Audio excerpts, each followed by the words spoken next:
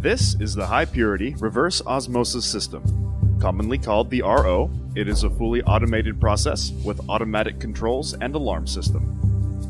An RO water system includes pre-filtration for particulate matter and chlorine reduction with carbon treatment. So, what is reverse osmosis? To best understand reverse osmosis, let's first look at normal osmosis. To illustrate, imagine a semi-permeable membrane with fresh water on one side and concentrated solution on the other, such as salt water.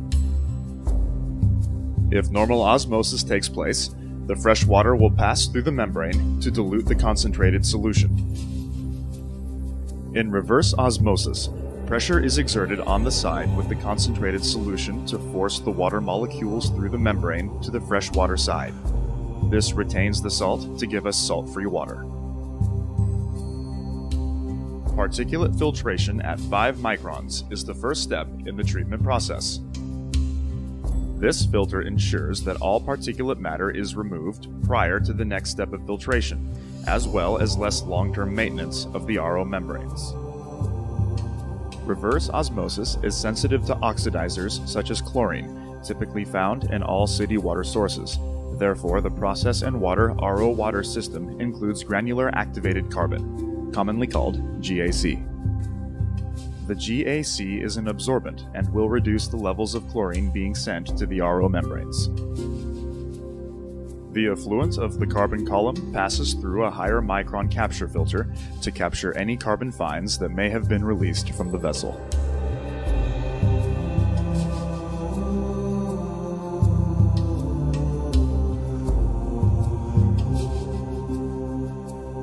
The influent water has been pre-treated and is now prepared to be processed through the reverse osmosis membrane. As the water passes through the RO membrane, there is a low pressure switch to protect the pump against low inlet flow or pressure. There are panel-mounted pressure gauges to monitor the pre-treatment and reverse osmosis inlet and outlet pressures. The neighboring control panel is used to monitor water quality and facilitate operational functions. There are 3 streams that exit the reverse osmosis process. The permeate water, which is the clean, filtered, or product water, passes through the permeate flow meter and is sent to the product water storage tank.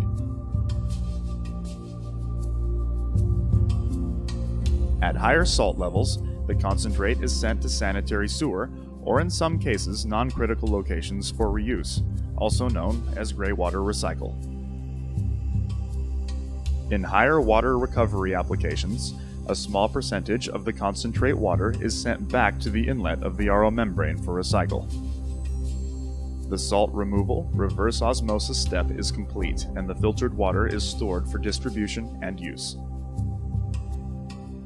The product water is fed from the bottom of the tank to the distribution pump, where it will be post-treated before being fed to the facility points of use. The clean water low in salts, typically stored for a period of time, is a target for bacterial growth. Therefore, the process and water system includes a germicidal ultraviolet disinfection unit for bacteria control. Germicidal UVC light deactivates the DNA of bacteria, viruses, and other pathogens, and thus destroys their ability to multiply, which is critical in any process and lab use environment of RO product water. The UV-treated water is passed through a final filter, usually sub-micron, to filter any organic or non-organic matter from the subsequent ultraviolet treatment.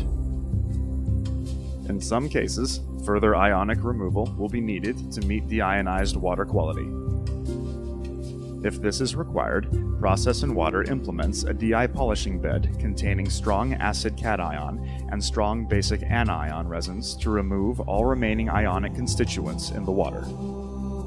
The product water has been post-treated and is ready to be sent to the points of use.